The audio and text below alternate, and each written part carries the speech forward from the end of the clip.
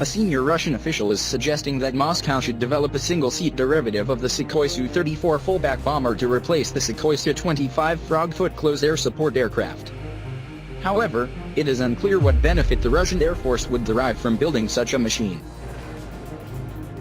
My opinion is that a new attack aircraft should be made on the basis of the Su-34 after all. Former Russian Aerospace Force commander and current chairman of Russia's Federation Council Defense and Security Committee Viktor Bondarev told the TASS news agency. This is a splendid plane. It is maneuverable and has 8 tons of the bomb load against 4 tons carried by the Su-25. It has excellent characteristics. I believe that it is simpler and easier to make a cockpit for one pilot and leave all the rest as it is. Bondarev is likely correct that a single-seat derivative of the Su-34 would be technically feasible, easy enough to build. Indeed, the fullback itself is an intermediate-range bomber derivative of the long-serving Sukhoi Su-27 flanker air superiority fighter, which was originally developed as a single-seat airframe. However, while it made sense to convert the Su-27 airframe into a longer-range interdiction aircraft with a weapons systems officer on board to share the workload, developing a new single-seat derivative of the supersonic bomber aircraft for the close air support role does not seem to make sense. The flanker airframe is at its best at medium to high altitudes rather than at low levels where it is vulnerable to ground fire. Moreover, a single-seat fast-moving strike fighter aircraft is not optimal for the close air support role. Nonetheless, the Russians will need to replace the Su-25 at some point, that is true. An attack aircraft will always be needed, Bondarev said.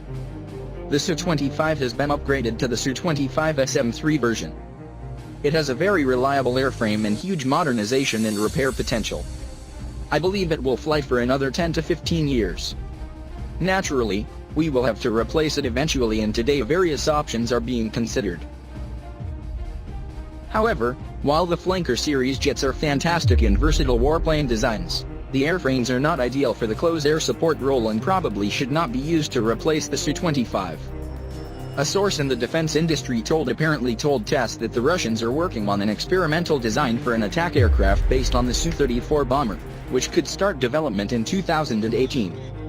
The project, as with many Russian Air Force lines of effort, seems to be completely redundant and would remove one of the fullback's key advantages, the presence of a dedicated weapons systems officer.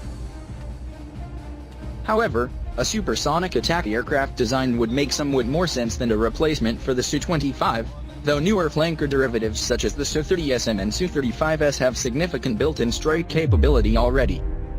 But a Su-25 replacement should logically look more like a next-generation version of the Frogfoot or the U.S. Air Force's A-10 Warthog, both of which are designed to fly at low altitudes and absorb serious punishment from ground fires. Certainly, a flanker derivative is not suitable for that role. It is possible that Bondarev, who is no longer a serving Russian military officer, was simply expressing his personal opinion. Russian sources indicated that power inside the country rests purely with the executive branch, and comments from the legislative branch should not be taken seriously.